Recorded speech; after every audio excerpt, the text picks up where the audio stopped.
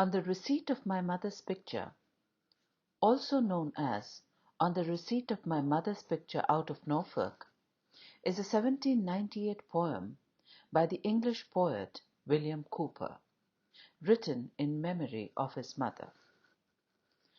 William Cowper occupies a distinctive place in English poetry and is the best representative of the transition from Augustan values to Romanticism. Cowper lost his mother when he was only 6.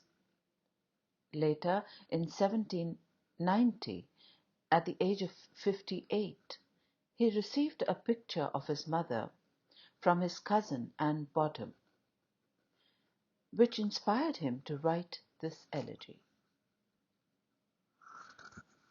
The poem reveals only too painfully the suppressed convulsions of grief and longing that were stirred within the poet by memories of the past. The poem honors the poet's mother lost 53 years ago. It is written in free-flowing, heroic couplets and is one of the tenderest poems Cowper ever wrote. The poet, when given a picture of his dead mother, is overtaken by nostalgia and a sense of personal loss. Beginning with the realization of his loss and the difficult period he has had since her death, he first dwells on the day of her death and then the period of grief which followed it. He then recollects the home of his childhood and proceeds to dwell on his childhood memories. Let us read the first 20 or so lines of the poem and then look into them a little deeply. Oh, that those lips had language! Life has passed with me but roughly since I heard thee last. Those lips are thine, thy own sweet smiles I see, the same that oft in childhood solaced me. Voice only fails, else how distinct they say, grieve not, my child, chase all thy fears away. The meek intelligence of those dear eyes here shines on me still the same. Blessed be the art that can immortalize, the art that baffles time's tyrannic claim to quench it. Faithful remembrance of one so dear, O welcome guest, though unexpected here, who biddest me honor with an artless song, affectionate mother lost so long. I will obey, not willingly alone, but gladly, as the precept were her own. And while that face renews my filial grief, fancy shall weave a charm for my relief, shall steep me in Elysian reverie, a momentary dream that thou art she. Let us first look at some of the words that the poet has used here. Oh, that those lips had language! What does this line mean? Lips had language means if the picture could speak, if those lips could uh, converse with him once again. Life has passed with me but roughly. Roughly? It has been difficult for him. It has been um, a harsh life for him. It has not been easy for him without his mother.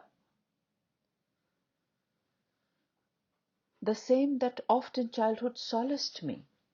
Solaced? Comforted me in my distress. Grieve not. Grieve not. Don't be sad. Grieve is sad. And grieve not. Don't be sad, my child. Chase all thy fears away. Chase away, drive away. The meek intelligence. The meek intelligence, the humble, the gentle, the tender intelligence of those dear eyes. Blessed be the art that can immortalize. Immortalize? To live forever. The art that baffles time's tyrannic claim. Baffles?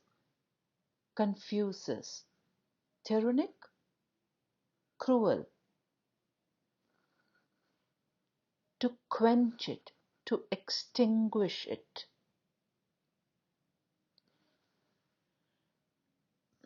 Then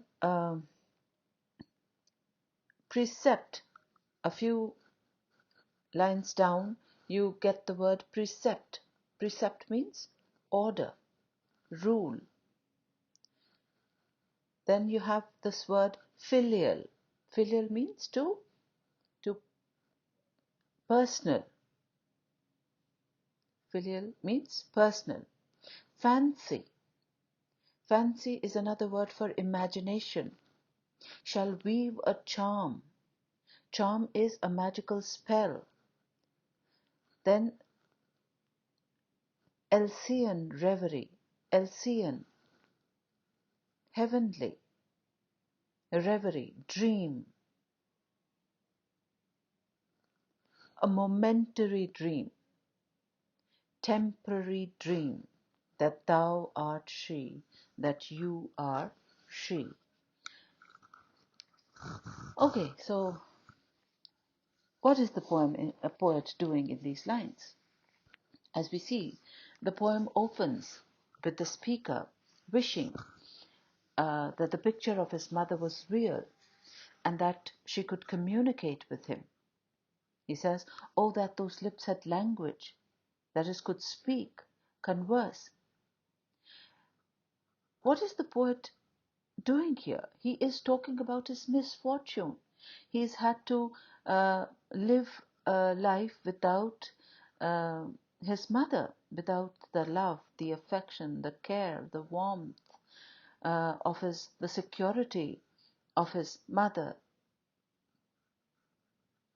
And in the next line, he says, "Life has passed with me but roughly since I heard thee last." He talks about the difficult life he's had since his childhood. The memory of the mother surfaces vividly on the receipt of her picture, and he finds comfort again in the meek intelligence of his mother's eyes. The sweet smiles that comforted and um, solaced him in his childhood. He remembers with warmth, with nostalgia, as well as sorrow, his mother, her love, her care, her warmth, her generosity. And the picture reiterates all the same, the same, uh, asking him not to grieve and to drive away all his fears.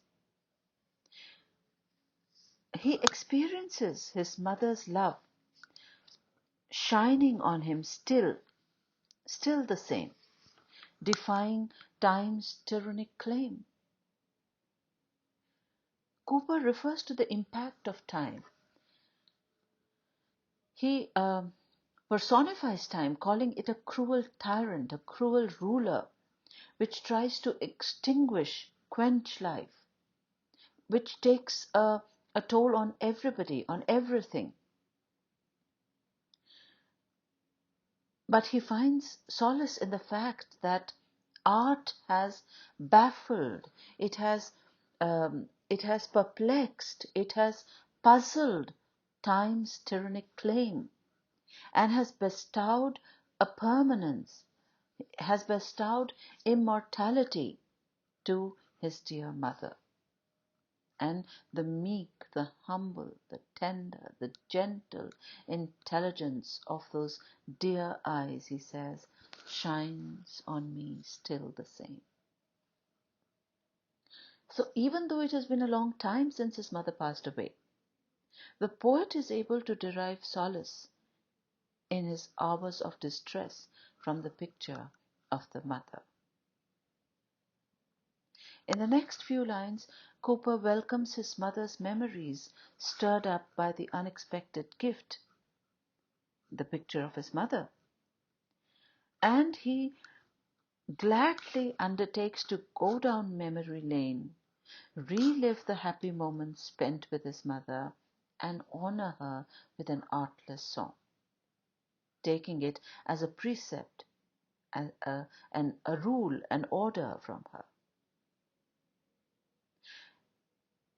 And even though the face in the picture renews his personal sorrow, his filial grief, he believes that fancy, the power of imagination, will weave, create a charm, a magical spell, a heavenly dream, an Elysian reverie, and will allow him to believe that the picture is actually his mother. Although he calls it a momentary dream, he knows that it will only be a temporary dream, but he wants to relive it.